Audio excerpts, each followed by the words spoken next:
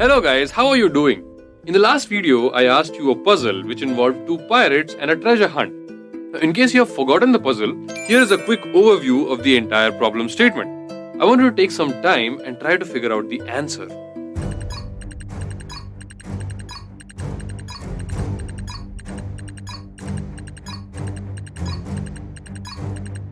So, did you figure it out? I'm sure you did. So, the secret information that the first pirate had was nothing but the information about the direction. Yes, I can see some of you are surprised. So, let me explain. You see, the treasure was located 500 meters away from the tree in a certain direction. The first pirate knew about this, but the second pirate did not. Due to this lack of information, the second pirate was just going around aimlessly, trying to hit the treasure by sheer luck. But the first pirate, on the other hand, knew exactly where he had to go from the first moment. So this story essentially shows the importance of the information of direction while dealing with certain physical quantities. Now, keeping this in mind, let me quickly define scalar quantities and vector quantities. So those quantities that need just a value or a magnitude to completely describe them are called scalar quantities or simply scalars. On the other hand, those physical quantities that need both a magnitude and a direction to completely describe them are called the vector quantities or simply vectors. So, physical quantities like mass and temperature are essentially scalar quantities because they need just the magnitude to completely describe them.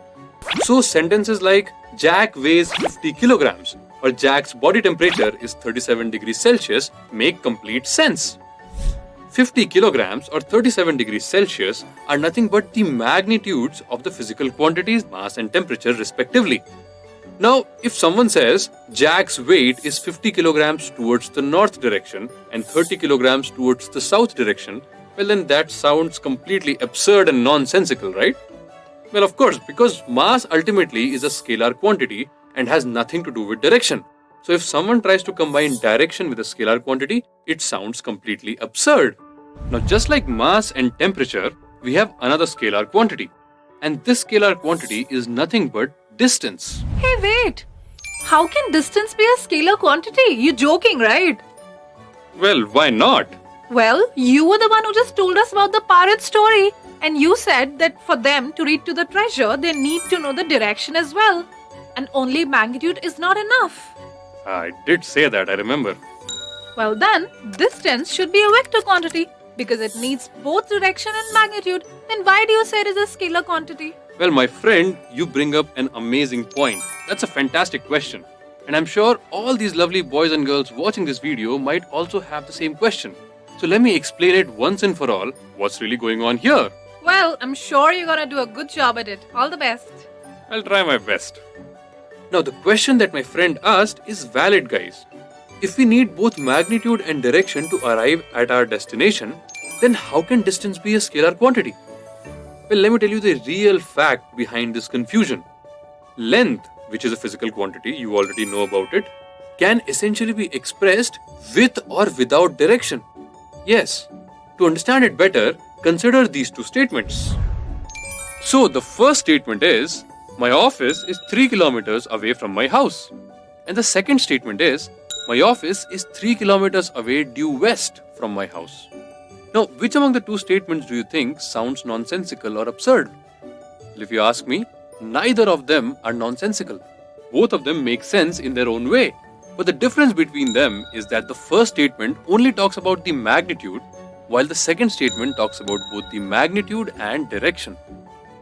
So the first statement essentially talks about a scalar quantity called distance, while the second statement talks about a vector quantity called displacement. Yes, displacement is the shortest distance between any 2 points specified with direction.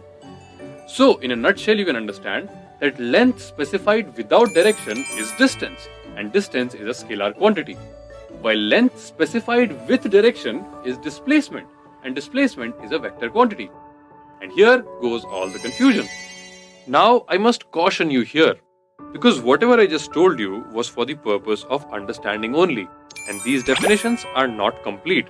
There's a bit more mystery to the concepts of distance and displacement, and we'll explore them in more detail in an upcoming video in this chapter itself. So till then, hold on. Now, let's talk about representation of vector quantities.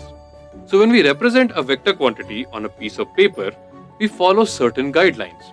A vector quantity like displacement is always represented using an arrow. The head of the arrow points towards the destination, while the tail of the arrow points towards the starting point. Finally, the magnitude of the vector quantity is written somewhere near the arrow. Now, the arrow itself gives us an idea about the direction of the vector quantity. So, here's a quick question. Let's say Jack wants to go to his friend's house to play video games, and his friend lives 5 kilometers due west from where Jack lives. So, can we draw a displacement vector of Jack's path? Well, you see, it's easy.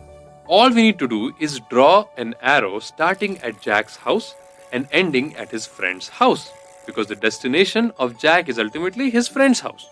And then we write the magnitude of 5 kilometers on top of the arrow that we have drawn. So this, guys, is nothing but the representation of Jack's displacement vector.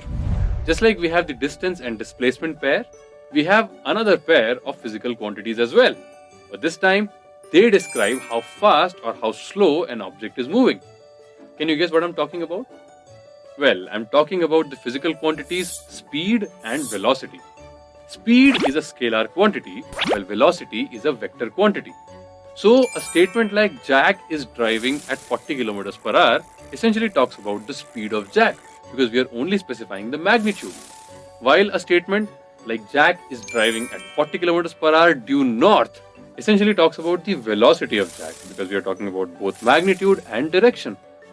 Now, apart from displacement and velocity, there are other vector quantities as well. For instance, force is a vector quantity.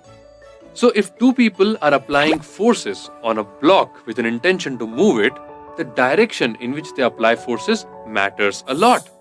So if the two people apply forces in the same direction, well, then their efforts add up and the block begins to slide.